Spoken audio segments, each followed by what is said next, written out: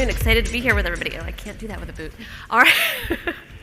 My name is Shirreffs, and I'm excited to have this panel discussion today to introduce a new tool for advocacy in Florida. See if I can get this up. Okay, well, while we're getting there we go. Called Florida's Climate Future. This is a tool that was developed wholly because of the generous support of the Vola Foundation as a way to make complicated data about climate risk accessible to people because it's not monolith. Your flooding risk is not the same if you're in Tallahassee as if you're in the Florida Keys. Your risk on heat exposure is not the same if you're in Jacksonville or you're in Collier County. Climate risk is personal, and if we can't communicate to people why it matters to their lives, why it matters to their family budgets, then it's not going to become the most important thing on the top of their mind when they are making decisions about purchases, when they're making decisions at the ballot box. So we really focus on making a tool that is, first of all, not branded, because we want it to be shareable. We want it to be every organization that is in Florida is using this to communicate to their audiences and to their constituencies. And the other piece of it is we talk about climate in big sweeping generalities often, right? We talk about in 100 years and we talk about long-term impacts. But here in Florida, we're already living those impacts. So this tool is really focused on what is already being experienced in Florida as a way of telling our story and keeping all of our projections not to what my grandkids might experience, but what I actually struggled with last month, right? And that's where people really get an opportunity. So I'm not going to give you guys Climate Change 101. I'm going to run quickly through these slides just so that you can understand that, like, when we're looking at extreme heat, we have an 88% increase in heat-related death in the state of Florida from 2019 to 2022. And it's not just outdoor workers. We've got wildfires, we've got warming waters, but it is humans. These are people who are affected. And they'll be on the tool, and you can go to, there'll be a QR code at the end, or you can pull up floridasclimatefuture.org, and you can hear the stories of people's impact. Energy insecurity. There are a huge swath of the population in the state, especially in rural communities, who can't afford their electric bill because it's more than 6% of their income. We know that that puts people at risk. We're seeing not just monthly higher rates because of volatile natural gas costs, but actually more use because things are getting hotter and we're running our air conditioner more to make our lives comfortable and healthy. And again, that has real trade-offs. When you can't afford your medication because you have to keep your electric bill on, those are compromises we shouldn't be making. All of you are very familiar in Florida with storms, but we are facing increasingly intense hurricanes. We're also facing sea level rise, rainy day flooding, and extreme rainfall events that are not related to a particular hurricane. There's a really great report from the Yale Climate Public Health that found that collective action is actually what takes people out of climate anxiety and moves them sort of into a place where they feel hope and they feel excited. And they are the ones who decide what their future looks like. And so with that thread, I want to just turn to our panelists to talk each about what climate impacts your community is seeing where you work and the communities that you represent. Yoca, do you want to go first? Sure, yes. So I'll talk about flooding specifically. I actually live in Miami, and I think it's important to acknowledge that flooding is not only a coastal issue. We are experiencing chronic flooding inland as well in Miami-Dade County. It is a septic tank issue. It is a public health issue. It is a water security issue, compounded with rising sea levels and increased precipitation because of a warming climate. We are seeing really exacerbated impacts with regards to flooding.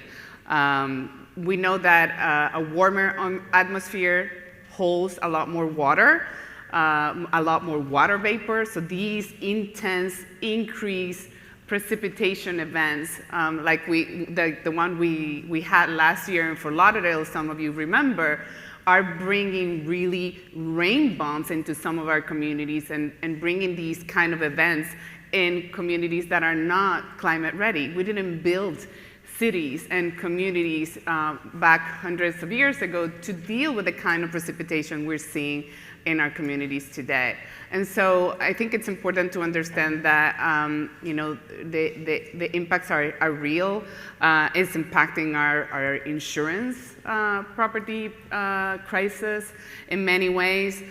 So it is a compounding of exacerbated impacts due to rising sea levels and warming climate that we're seeing really exacerbates these flooding events in our communities. And I'm happy to go more in depth, but important to know that it's not affecting our communities equally, that the socioeconomic disparities that some of our communities are really facing makes them feel it in a lot exacerbated, worse, in a disproportionate burden, rather. So I think it's important to highlight how many communities, particularly disadvantaged communities, are feeling the impacts in a disproportionate manner.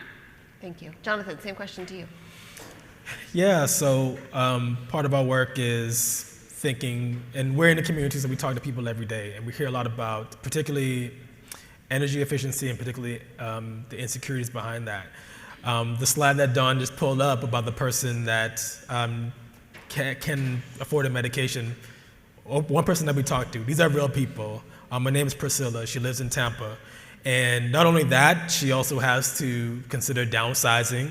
If you see the tool, which you'll get a QR code to, please watch it, because her video is very compelling because she also has to downsize. She has a big family, she has to downsize from her house to an even smaller house, which, I mean, people in the house already like that, it'll cause a lot of issues, but then also the fact that, she cannot afford her utilities, so she has to reconsider that as well. So housing becomes a major factor within it. And particularly folks that not only have to downsize, but folks that are already in a downsized place, if they can't afford it, they have to have a place to live, which is a very precarious and very unsafe situation, just physically, but on a climate level as well.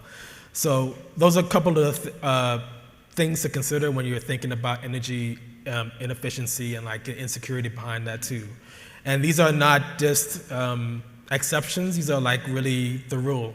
It's becoming the rule because of energy, because of the inefficiency of energy and like driving up the cost for people. These stories, every single day we're out there talking to people, these are the stories that we hear. And folks in the community, they actually have the solutions. They want to figure out ways, strategies to transition to a more energy efficient model where they can afford to stay in their homes, afford the electricity to keep them safe and their families safe on things that they need electricity for.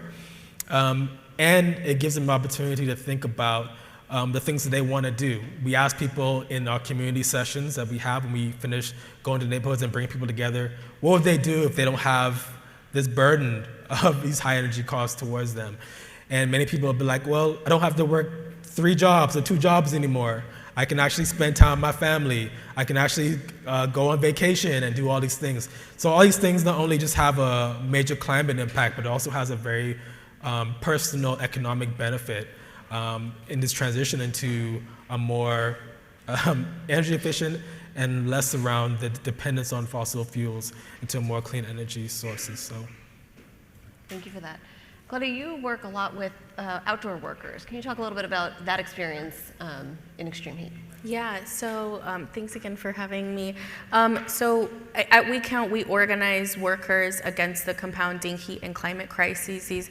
Our members are mostly Central American and Mexican immigrant workers working in construction, working in agriculture, and we see the compounding impacts both of energy, right, not being able to cool your home properly, and then going to the work and not having the appropriate workplace protections. We all know, last year, to your point, Dawn, these issues aren't 10, 20, 30 years in the future. They're today, they're yesterday, they're last year.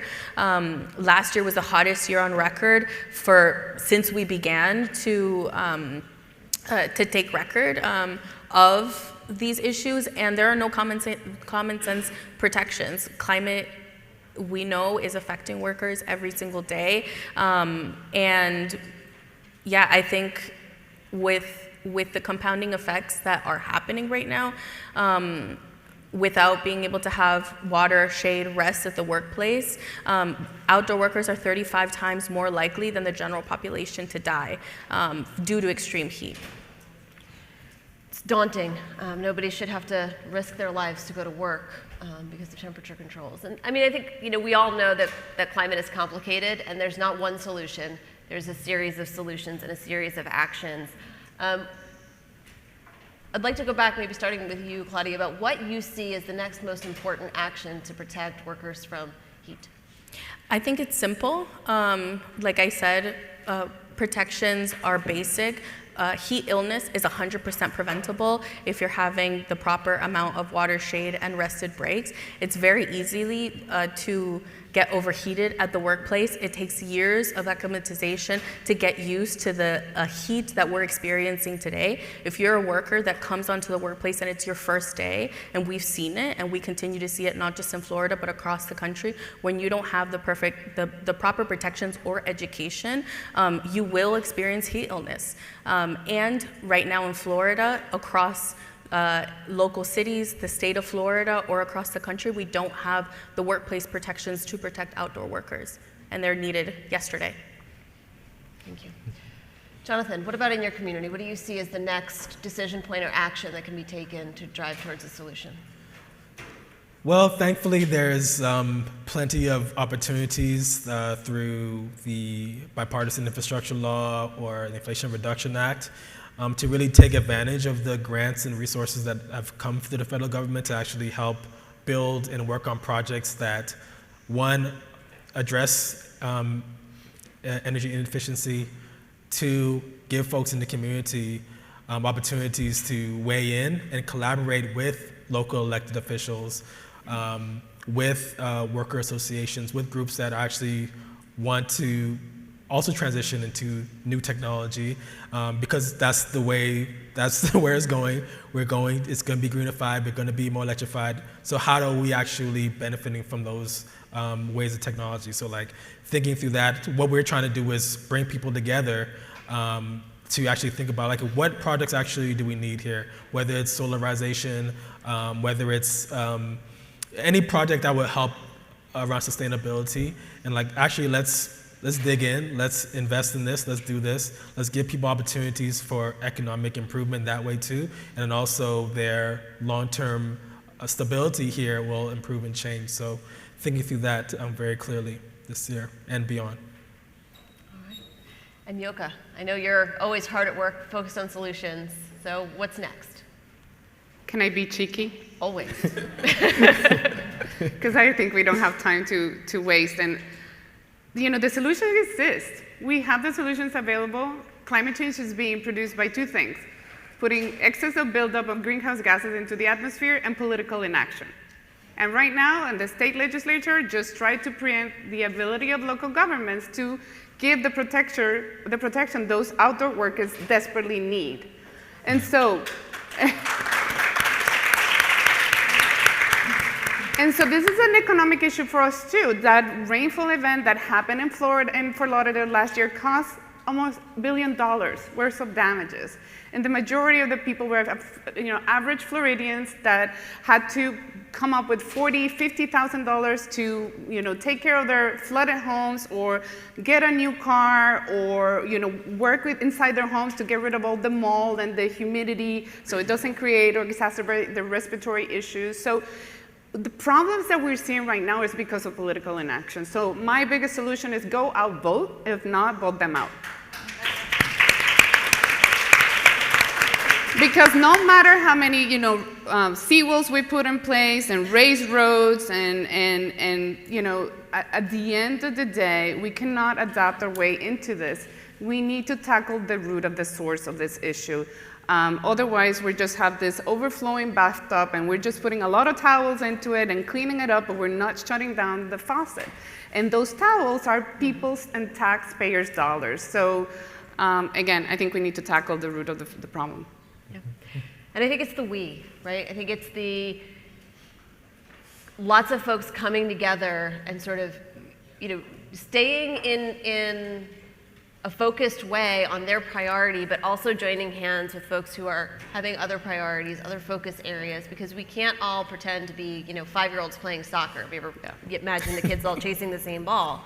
We are stronger when we are together, when we can provide data and we can provide hope. Yes. We can provide the action, but it is literally going to take everyone in this room. And so the invitation that I have for all of you is if you did not scan the QR code when it was up, to please visit over at the EDF table in the hall.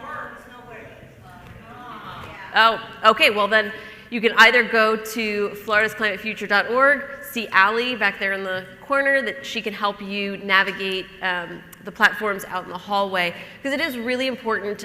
It's supposed to be very easily accessible on your phone. Maybe we just got a little too big.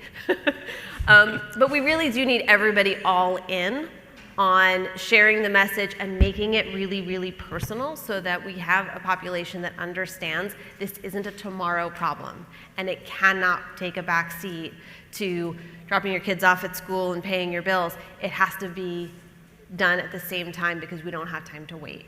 So I really want to thank all of you. Any last words? Go vote. Organize, right? Other than voting, organize, right? We know that is what is going to make the change, right? If you don't have the power to vote, that's not the only way that you can make change in your community. Absolutely. Make your voice heard. Organize. Absolutely. Yeah, organize. Awesome. Thank you.